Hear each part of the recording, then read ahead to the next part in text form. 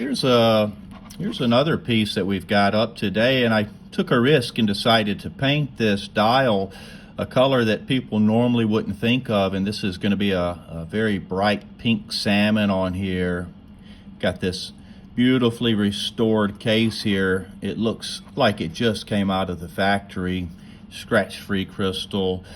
These 1960s model Seikos, they were just simply built different from the 70s, from the 80s. They were a bit huskier. They also have a bit more weight. They featured the curved crystals.